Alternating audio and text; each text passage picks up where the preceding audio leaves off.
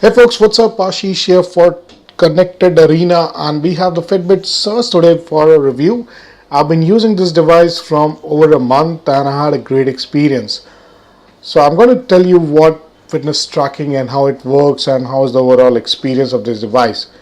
So when it comes to fitness tracking, there are tons of trackers out there, right there from MI Band, which is pretty cheap, to costliest like the Fitbit Surge and the Jawbone Up 3. Now, keeping in mind the Fitbit Surge here, it's a super watch for those who just cannot replace their watch because none of the other fitness trackers have it. The watch factor can really replace your watch. The Surge is a watch and a fitness tracker combo. It is designed to first look like a watch and not a fitness tracker. A watch which is comfortable on your wrist, hooks in well to keep it from falling, and can survive a bit of water here and there. Surge has managed to do well in all these fronts. Now, anything that replaces my watch needs to tell me time. This is where most of the fitness trackers fail. Surge is always on display and you have your time without needing to push an extra button. The screen is backlit, which helps in dark. Now, when it comes to design and build, the body of the watch is made up of same metal as the buckle, which is basically a surgical grade stainless steel buckle, and it houses the display, two buttons on the right and one on the left. The buttons are responsive. Until date, it didn't get stuck. Important note that apart from the buckle holding your watch, the loop has a part protruded out just to fit well in one of the adjustment holes. This makes sure you won't lose it that easy. Now the wristband is made up of flexible, durable elastomer material and it's the same as the Fitbit Charge and HR. I've tried to bend it, pull it, and it works out really well. Now the most important question, how does it feel wearing it for an extensive period of time? I've been using Surge for over a month now and I use it or wear it for almost 12 hours a day, right from my workout to end of the day. It's very comfortable and doesn't feel, it doesn't leave any kind of mark or give you a rash or something like that. Now there's one basic rule that you have to follow with any wearable. You have to wear it right and then you won't feel uncomfortable. Fitbit says that you should not wear it very tight and give it a break from time to time. If you follow these two rules, it just works out fine. Here is how you should wear it. Now make sure your middle finger can slide in from the side right in the bottom of the watch. This makes sure you have enough air left for your skin to breathe. Now if you feel a lot of sweat under it, like in countries where it's hot and sweaty, you can take it out, clean it up and wear it again. Now you might want to give it a break at least for an hour if you are wearing it for an extensive period. This gives you air to both your watch and your skin. How well did the screen do? The screen is pretty sturdy and clear, but it did manage to get scratches, including a big one on the corner. That's because I did bang it across the table corner. Now this is not really something very astonishing because it happens with the watches as well.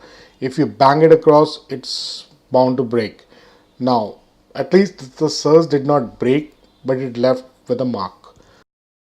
So this tells you two things. One, it can get and will get scratches. Second, it can withstand heavy hits, but not really very heavy. Everyday tracking, exercises. So what is the extra benefit you get from using Surge over Charge and HR? Just that you have a watch? No. In my opinion, when Fitbit wanted to design a new product, they certainly wanted to go ahead an extra mile. This is where the multi-sport functionality which allows you to track every aspect of your training comes in. Right from walking, running to cycling, cardio, yoga, hike, pulling weights, bike, circuit training, kickboxing and whatnot. You can measure your performance and review comprehensive workout summaries to gauge improvement over time. That's possible because you have all the data online. Now running with GPS. This is one of my favorite parts and if you're a serious runner, you are going to just love it. GPS is on board with Surge. This means your location is being mapped without your phone connected. Now this is not activated by default. So when you start with your daily walks or runs or anything on the similar lines, you need to activate it and it gets activated when you select that exercise mode. It allows you to pause in between. So let's say if you're running and you want to pause in between, you can do that with a push of button. And while doing your training or your running, you can keep an eye on your heart rate, steps taken, calories burned, and the most important thing, you can still see your time. Now comes the fine part. If you want to check how you did throughout, check your activities log in Fitbit Online. You get to see your heart rate, pace, calories burned per minute, and elevation. This is like a minute by minute recording, which is very useful for serious trainers.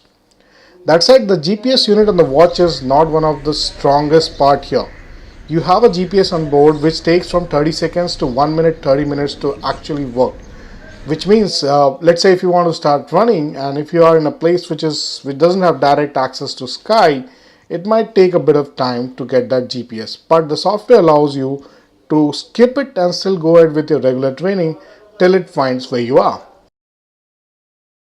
Heart rate monitoring. Surge uses pure pulse technology that can accurately measure amount of calories you are burning. This is much accurate than any other tracker without HRM. Technically speaking, when your muscles need oxygen to burn calories and generate energy, your heart beats faster to deliver more oxygen through the blood. Now, by measuring how fast your heart rate is beating, Surge can accurately gauge how many calories you are actually burning. Now, that said, we all want to know how accurate this thing is.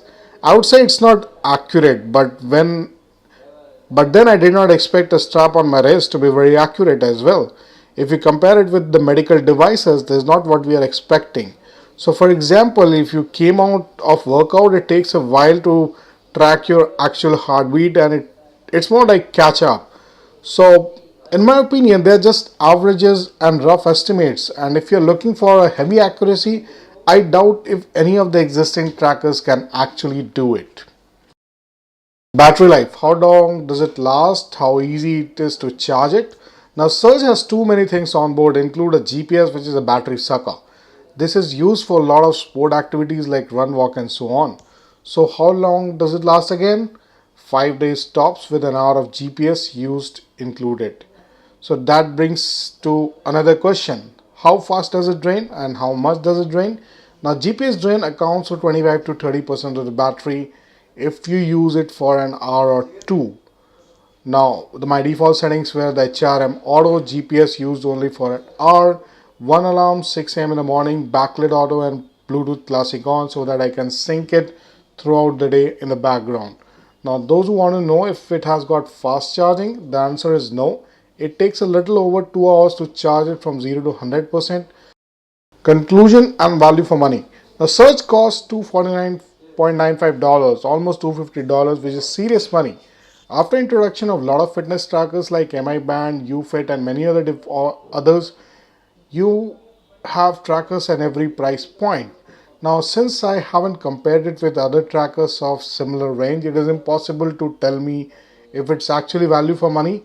But one thing is sure, this is a flagship tracker and is only for those who are serious about their fitness tracking to a level which is way beyond step counting.